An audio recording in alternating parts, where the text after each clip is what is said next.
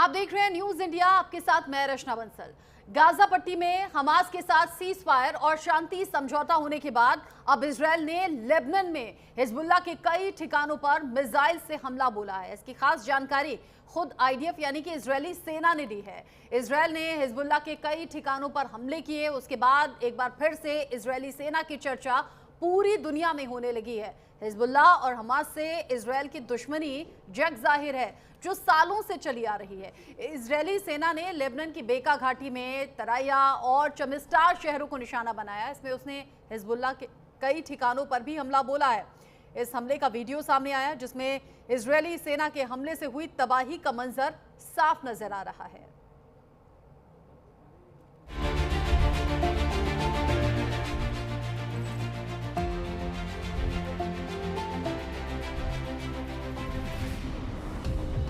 Gaza में ceasefire के कुछ ही दिनों बाद अब इजरायल ने मोर्चा लेबनान में खोल दिया है। गाजा पट्टी में हमास के साथ सीजफायर और शांति समझौता होने के बाद अब इजरायल ने लेबनान में हिजबुल्लाह के कई ठिकानों को निशाना बनाना शुरू कर दिया। इजरायल ने लेबनान में मिसाइलों से हमला बोला है। इजरायली सेना ने हवाई हमले करते हुए लेबनान की बेका घाटी में तराया और चमिस्टार शहरों को निशाना बनाया। इसमें उसने हिजबुल्लाह के कई ठिकानों पर हमला बोला। वीडियो में आप इजरायली सेना के हमले से हुई तबाही का मंजर देख सकते हैं। इजरायल का लेबनान में हमला, हिजबुल्लाह के कई ठिकानों पर मिसाइल से हवाई हमला, बेका और उत्तरी लेबनान में हमला, आतंकवादी प्रशिक्षण के एक सैन्य परिसर पर हमला, बेका में एक सटीक मिसाइल निर्माण स्थल को निशाना बनाया, शरबाइन में हिजबुल्लाह के एक ठिकाने पर आतंकी ढांचा। इजरायल डिफेंस फोर्स ने दावा किया है कि इन ठिकानों पर हिजबुल्लाह की मिसाइल निर्माण इकाइयां और ट्रेनिंग कैंप मौजूद थे। यह हमला तब हुआ जब गाजा पट्टी में हमास के साथ युद्ध विराम समझौता लागू हुआ था। हिजबुल्लाह और इजरायल की दुश्मनी दुनिया को पता है, ये विवाद छिपा नहीं है। हिजबुल्लाह पर इजरायली हमले क्यों? 2006 के हिजबुल्लाह इजरायल युद्ध में संयुक्त राष्ट्र ने मध्यस्थता की थी। समझौते के मुताबिक हिजबुल्लाह को सीमा से 29 किलोमीटर पीछे हटना था, लेकिन हिजबुल्लाह ने इसे मानने से इनकार कर दिया। हिजबुल्लाह की एंटी टैंक गाइडेड मिसाइलों की रेंज 10 किलोमीटर तक। हिजबुल्लाह पर इजरायली हमले की एक वजह बफर जोन। लेबनान में एक बफर जोन पर कब्जा करना चाहता है इजरायल। हिजबुल्लाह के लड़ाकों को सीमा से पीछे ढकेलना चाहता है इजरायल। हमास के बाद हिजबुल्लाह सबसे बड़ा दुश्मन। इस हमले के बाद तनाव फिर से बढ़ गया। हिजबुल्लाह जवाबी कार्रवाई करता है तो ये पूरे बॉर्डर पर देर सवेर नए संघर्ष की ओर ले जा सकता है। इस तरह की हिंसा क्षेत्रीय अस्थिरता को बढ़ा सकती है, क्योंकि लेबनान और इजरायल दोनों ही देश पहले से आर्थिक और राजनीतिक रूप से नाजुक स्थिति में है। अब आपको बता दें कि कैसे आया हिजबुल्लाह, कैसे जन्मा हिजबुल्लाह। साल 1982 में इजरायल ने लेबनान पर हमला किया था। हमला फिलिस्तीन मुक्ति संगठन के हमले के जवाब में किया। इजरायल ने बेरूत समेत दक्षिणी लेबनान पर कब्जा कर लिया था। सबेरा और शतीला में नरसंहार हुआ। 3000 फिलिस्तीनी शरणार्थी लेबनानी नागरिकों की जान गई। इस घटना के बाद ईरान की मदद से हिजबुल्लाह का उदय हुआ। अगर ये संघर्ष बढ़ा तो गाजा के बाद अब लेबनान नई जंग का मैदान बन सकता है। हिजबुल्लाह के पास करीब 1,50,000 रॉकेट बताए जाते हैं और किसी भी जवाबी हमले से हालात बेकाबू हो सकते हैं। दुनिया सांस रोके देख रही है कि क्या ये संघर्ष थमेगा या फिर एक और मोर्चा खुल जाएगा। Swati Saxena, news India. इधर हमास के साथ शांति समझौते पर बात हुई तो उधर हिजबुल्लाह के खिलाफ एक मोर्चा खोल दिया। मेरे साथ इस पर बात करने के लिए खास मेहमानों का पैनल जुड़ रहा है। मेरे साथ में अभी फिलहाल कमांडर रिटायर्ड भूषण दीवान सर जुड़ गए हैं डिफेंस एक्सपर्ट के तौर पर। आगे विदेश मामलों के जानकार भी हमारे साथ में जुड़ेंगे, उनसे भी बात होगी। बहुत स्वागत आपका न्यूज इंडिया पर भूषण दीवान सर। ये जो इजरायली सेना ने अभी मोर्चा खोला है लेबनान में, इसे आप कैसे देख रहे हैं? वो भी तब जब हमास के खिलाफ एक के बाद एक हमले हुए हैं। अभी पिछले दिनों सीजफायर का ऐलान किया गया, उसके बावजूद ये हमला बढ़ता रहा और अब इधर हिजबुल्लाह पर अटैक। रचना जी, कई बार ये होता है, खाली बातों से काम होता नहीं है। इनको हिजबुल्लाह की, हमास की 3 H हैं, हमास, हिजबुल्लाह, हूती। इनकी इतिहास और इनका अनुभव इजराइल के पास है, कैसे डील करते हैं। तो कई बारी एडवांस में एक्शन लेना पड़ता है, इससे पहले अगला उभरे। उनको इंटेलिजेंस मिली होगी, ये उभरेंगे, आगे इजराइल के अगेंस्ट दोबारा खड़े होंगे। अब ये बात तो अभी इस पे कहा जा सकता है कि पहल किसने की? इजराइल ने की। अब इजराइल को इन्फॉर्मेशन हो, इंटेलिजेंस हो, कुछ वो कहा नहीं जा सकता है। पर मेरी समझ में ये लगता है, जब इजराइल घिरा हुआ है चारों तरफ से, जैसे एक समझो एक बिल्ली 4-6 शेरों से घिरी हुई है, वो क्या करे? तो मैं नहीं समझता हूँ। शुरुआत देखी जाए 7 अक्टूबर की, जो 2 साल पहले बात हुई, उसको आप देखें। काम हवा से शुरू किया, हिजबुल्लाह भी उसमें जुड़ गया, ईरान भी जुड़ गया, सब उसमें आग में घी डालने का काम कर रहे थे। ये दोबारा ऐसा हो ना हो, वो बचाने के लिए सेल्फ डिफेंस के तौर पे इजराइल कर रहा है। और जब वो करेगा मजबूती से, तभी तो लड़ाई आगे नहीं बढ़ेगी। नहीं तो लड़ाई आगे बढ़ेगी क्यों? जब इजराइल लेबनान वार अगर लड़ाई छेड़ दे, कई रॉकेट दाग दे, कई खुराफात कर दे, और उसके बाद क्या होगा चीज, और इजराइल उसको डबल तरीके से रिस्पॉन्ड करेगा। तो मैं नहीं समझता हूँ ये गलत काम है, क्योंकि ये नहीं कहा जा सकता कि इजराइल जो है अभी आग में घी डाल रहा है। चुप रहने से तो उनको पता है कि चुप रहने से बल्कि वो मार खाएंगे इजरायलीज, और फिर मार खाएंगे तो रुकेंगे नहीं, फिर पीछे अटैक करें, दोबारा उसको जवाबी कार्रवाई यानी आप करेगी कह रहे हैं इजराइल। डिफेंसिव होने से बेहतर है पहले अटैकिंग मोड में रहें और पहले से पहले इस युद्ध की स्थिति में अपनी बढ़त बना ले। लेकिन बेंजामिन नेतन्याहू को लेकर क्रिटिसाइज भी बहुत किया जाता रहा है अलग अलग कंट्रीज की तरफ से। गाजा में जो हालात हुए वो हम सब ने देखे।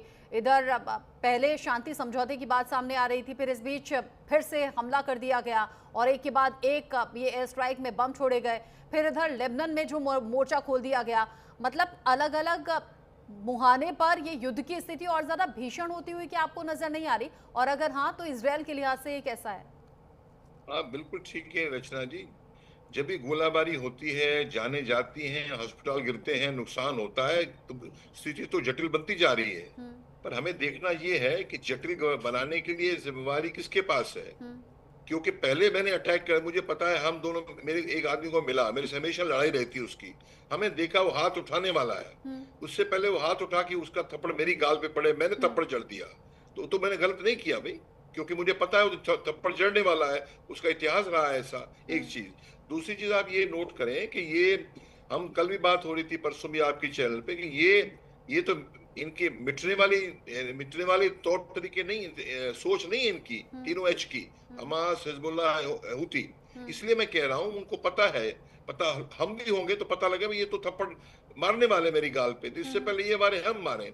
अब सवाल ये है कि वो 1 साल से रुक रहा है, हमने तो, इजराइल ने ऐसा कुछ किया नहीं। अभी पहले भी जब शुरू में 7 अक्टूबर में 2 साल पहले बात हुई थी, अटैक तो हमास के रिप्लाई में जवाबी कार्रवाई इजराइल ने की। क्या हुआ उसके बाद लेबनान उसमें कूद गया। अभी भी हमास में जो कार्रवाई हुई है, इस्लामिक ब्रदरहुड कहो, जो भी कहो, हिजबुल्लाह कूद जाएगा, फिर इसको कौन बचाएगा इस चीज को? तो बात बढ़ेगी। अब ये टेस्ट है, ये किसका टेस्ट है? ट्रम्प का टेस्ट है, अमेरिका का टेस्ट है। हर जगह फेल होते नजर आ रहे हैं, यूक्रेन में, रूस में, हर जगह। अभी उन्होंने देखना है। और मैं तो कहता हूँ, वो देखिए अभी क्या है रचना जी, ये अमेरिका जो है वो जानता है कि प्रेशर से ही काम बनेगा। प्रेशर क्या है? 200 सोल्जर्स आ गए अमेरिका के, तुर्की की, इजराइल की और इंडोनेशिया की और फोर्सेस आई हुई हैं, ताकि सीज फायर को रोका जाए। जब काइनेटिक वॉर होता है, युद्ध छिड़ता है, तो यूएन आर्मी नहीं है ये, यूएनओ की पीस कीपिंग फोर्स नहीं है ये, एक मिलीजुली आर्मी बनेगी, तो टाइम लगता है इसको मतलब कायम होने को। तो ये कर रहे हैं। अब अमेरिका, ट्रम्प का, मेरी समझ में ट्रम्प ये सफल हो पाएंगे। अब ईरान भी बीच बीच में, क्या किया ईरान ने 1 साल से, क्या किया? मतलब उन्होंने उनको सपोर्ट दे ही रहे होंगे अंदर खाने। तो ये सब बातें होने के नाते, जब अस्तित्व का सवाल है इजराइल का, तो लड़ाई इजराइल तो रोक ले, इससे पहले इजराइल चुप बैठ जाए, अगला आदमी थप्पड़ मार दे, हूथी खड़े हो जाएं। यानी आप कह रहे हैं वही कि डिफेंसिव होने से बेहतर कि पहले अटैकिंग मोड में आ जाएं ताकि अपनी बढ़त बनाई जा सके। साथ ही आप कह रहे हैं अमेरिका का इसमें बड़ा रोल होने वाला है। अब देखना होगा ट्रंप इन हालात को कैसे देखते हैं और कैसे संभाले जाते हैं।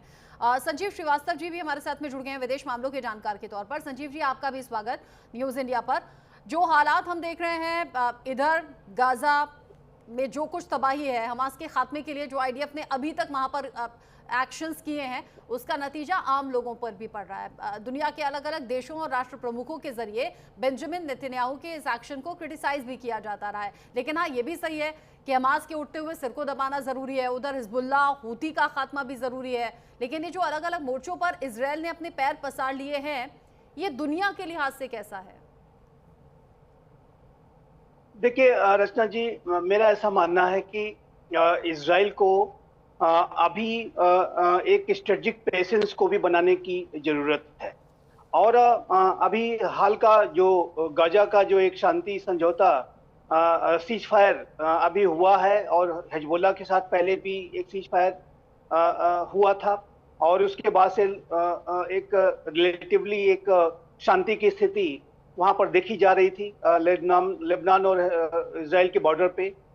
लेकिन और अभी उसके बाद भी हमास भी घुटने के बल आ गया और उसने भी समझौता सीज फायर कर लिया।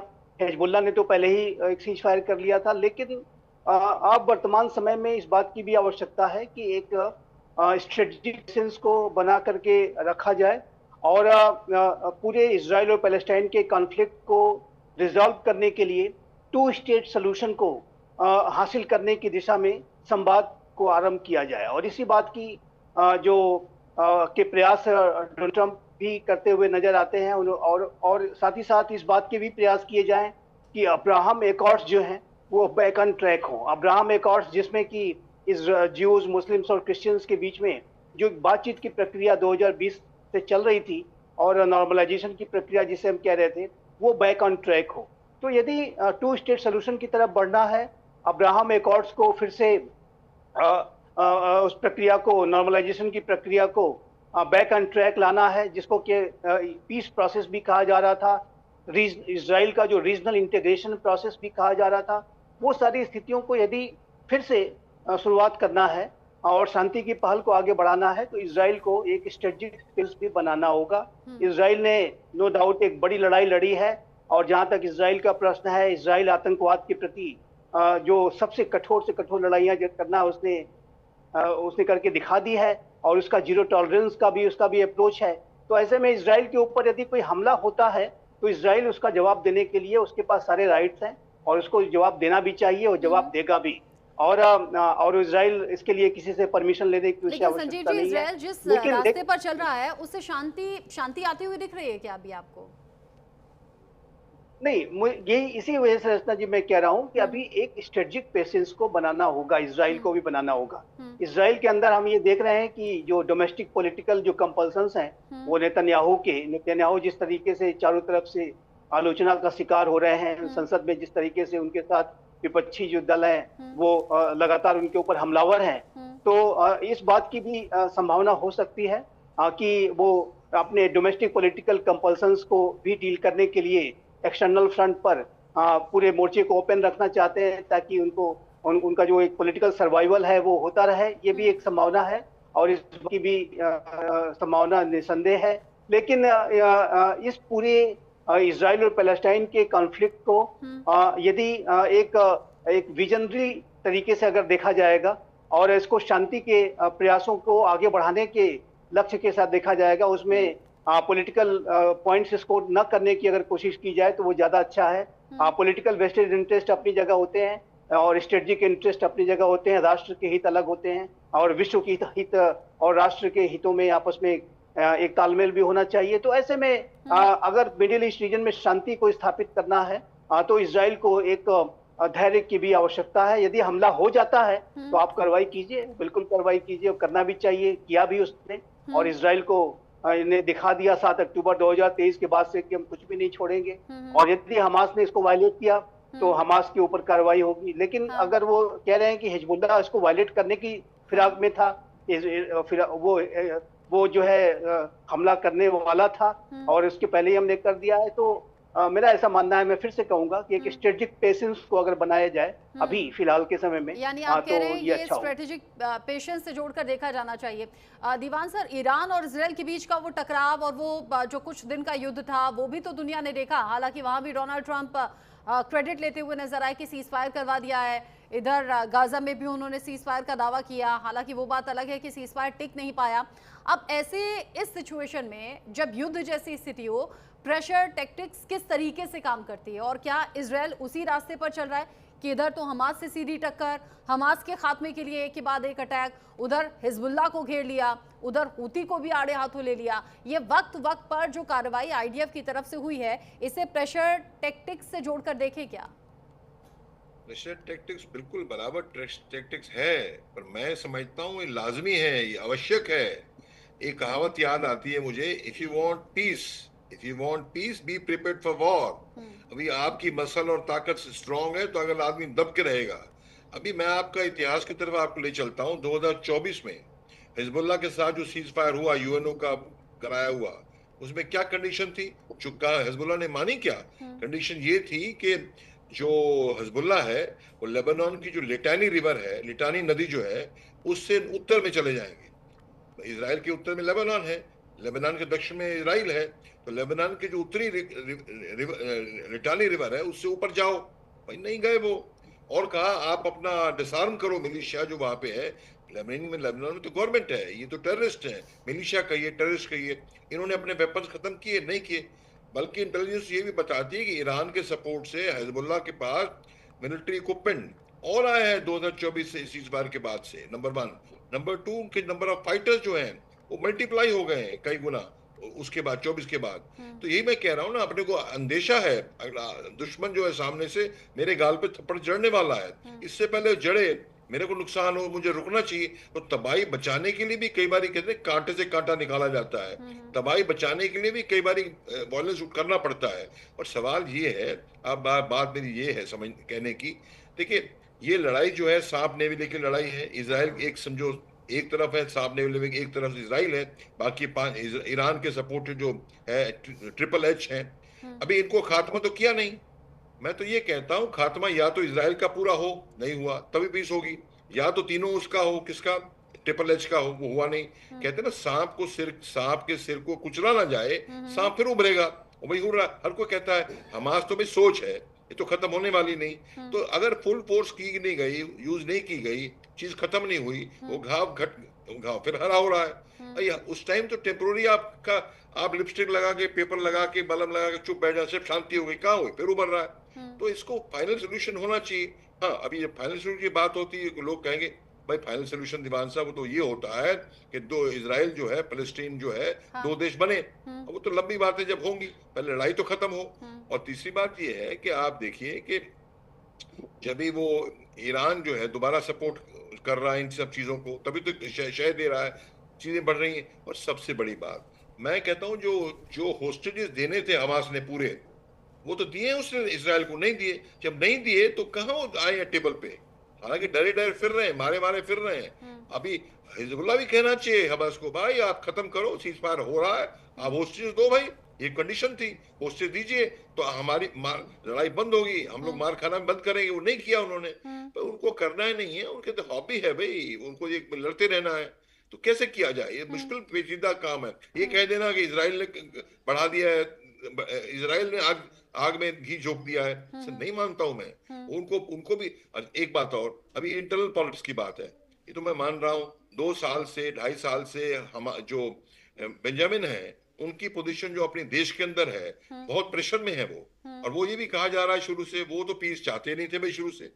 मैं इस चीज को मानता नहीं हूँ, पॉलिटिशियन कुछ भी कहते रहे ना, तो मैं इजराइल का इतना पॉलिटिक्स का मुझे पता है, पर सवाल ये एक बड़ी स्ट्रॉन्ग लीडरशिप दे रहा है इजराइल। क्योंकि मैं समझता हूँ पहले तो सेफ्टी सिक्योरिटी तो पहले हो, फिर बाद में हम देखेंगे भाई ये जो है नेतन्याहू क्या कर रहा है, अपने पॉलिटिकल अप्रोच जमा रहा है, जजेस तक को भी दबाया उसने, ये सब है कंडीशन। ऐसी क्या बात, छोटे से एग्जांपल, ट्रंप ने कितने कारनामे किए, वो तो अरेस्ट भी होने वाले थे, इलेक्ट हो गए।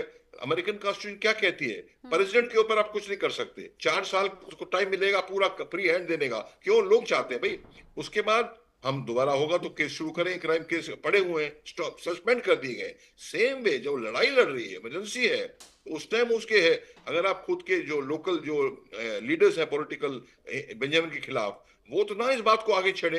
इजराइल के अस्तित्व का खतरे का, सेफ्टी का, सिक्योरिटी का सवाल है, तो इसलिए वो पॉलिटिकल चीज को नहीं मानना चाहिए। सस्पेंड हो जाता है, इमरजेंसी में चीजें सस्पेंड हो जाती हैं, और इमरजेंसी आर्टिफिशियली क्रिएटेड नहीं है।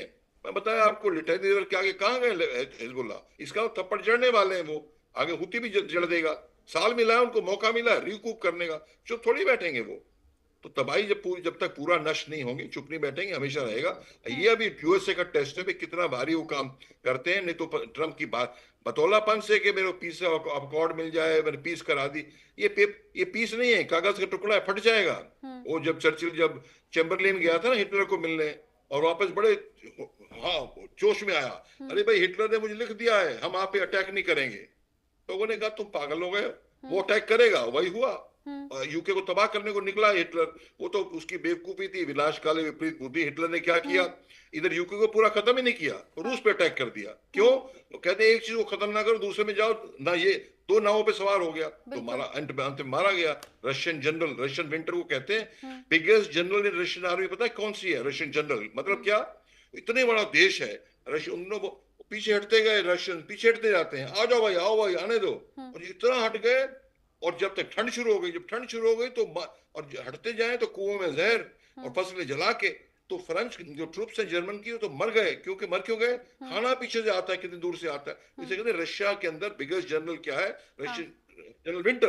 तो सेम मैं कहना चाहता हूँ, दो फ्रंट खोले नहीं जा सकते। हिटलर ने काम किया, चैम्बरलेन ने खेली, कागज में साइन कर दिया, साइन से नहीं होता है, ऑन द ग्राउंड देखना पड़ता है। लेकिन अलग अलग जगह ये जो आईडीएफ अब युद्ध के मोर्चे पर तैयार है, या फिर ये जो युद्ध की स्थिति जैसी तैयार नजर आ रही है, संजीव श्रीवास्तव जी, कहा जाता है कि आज का जो समय है ये युद्ध का नहीं है। प्रधानमंत्री मोदी भी ये कहते हैं कि युद्ध आपको कई साल पीछे ले जाता है, कई बार ये दशकों हो सकता है या 100 साल से पीछे ले जाया जा सकता है। लेकिन जब दो देशों के बीच में युद्ध की स्थिति होती है, ऐसा नहीं सिर्फ दो देश पिसते हैं, बल्कि और देशों पर भी प्रभाव पड़ता है। तो भारत के लिहाज से ये सिचुएशन आप कैसे देख रहे हैं, और भारत का क्या स्टैंड होना चाहिए? देखिए, भारत का जहां तक आतंकवाद को लेकर के स्टैंड है, तो भारत भी, आज का ये जो नया भारत है प्राइम मिनिस्टर मोदी के नेतृत्व का, वो आतंकवाद के ऊपर कड़े से कड़ा प्रहार करने की बात, जीरो टॉलरेंस का अप्रोच है। आज का ये जो नया भारत है, वो जाहिर है कि 26/11 के समय का भारत नहीं है। और इस भारत ने जब 7 अक्टूबर 2023 को इजराइल के ऊपर जो सबसे बड़ा आतंकी हमला आतंकी संगठन हमास ने किया था, तो उसी दिन हमारे प्रधानमंत्री श्री नरेंद्र मोदी ने अपने सोशल मीडिया, व्यक्तिगत सोशल मीडिया जो अकाउंट है एक्स का, उसके माध्यम से इजराइल के साथ अपनी सॉलिडारिटी दिखाई और इजराइल के साथ कहा था कि वो आपके साथ कंधे से कंधा मिला करके खड़े हैं। और आतंकवाद की जो लड़ाई है उसमें भारत इजराइल के साथ पूरी तरह से खड़ा है। लेकिन भारत ये भी चाहता है कि मिडिल ईस्ट रीजन में एक शांति की जो प्रयास हैं वो सफल हों। और अभी आप देखिए तो गाजा का जो पीस प्लान था, जब वो आगे उसके बारे में बातचीत चल रही थी और उसमें जब कुछ प्रगति होती हुई दिखाई दे रही थी, तो हमारे प्रधानमंत्री ने फिर अपने अनेक मैसेजेस के माध्यम से इस बात को की तारीफ की थी, डोनाल्ड ट्रंप की तारीफ की थी कि वो अच्छा कार्य कर रहे हैं और इस तरीके के प्रयासों की में एफर्ट्स दिए जा रहे हैं, उसमें भारत खड़ा है।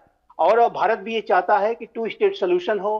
भारत भी ये चाहेगा कि अब्राहम एकॉर्ड्स को फिर से बैक ऑन ट्रैक लाया जाए। और भारत का जो प्रभाव है वो मिडिल ईस्ट रीजन में भी अब गहरा है। इसी वजह से आप देखिए तो I2U2 India, United states of America, UAE और इजराइल इस I2U2 में थे। India middle east Europe economic corridor का जो इनिशिएटिव था वो अनाउंस किया गया था G20 के समय में। तो ये भारत का जो एक मिडिल ईस्ट रीजन में भी जो प्रभाव है वो बढ़ रहा है। भारत की एक वेस्ट एक्ट वेस्ट पॉलिसी भी है। तो भारत तो ये चाहेगा कि अधिक से अधिक वहां पर एक शांति के जो प्रयास सफल हो। लेकिन इतना कहने के बाद मैं फिर से इसको रीएम्फसाइज करूंगा, जहां तक आतंकवाद का प्रश्न है, आतंकवाद के ऊपर भारत का स्टैंड बहुत क्लियर है।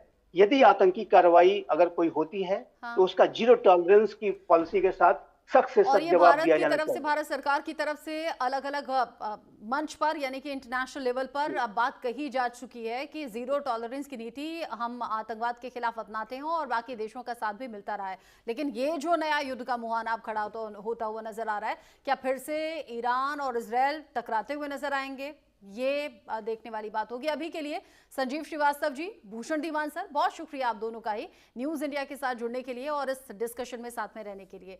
इसी के साथ वक्त छोटे से ब्रेक का यहाँ पर हो गया है, लौटेंगे।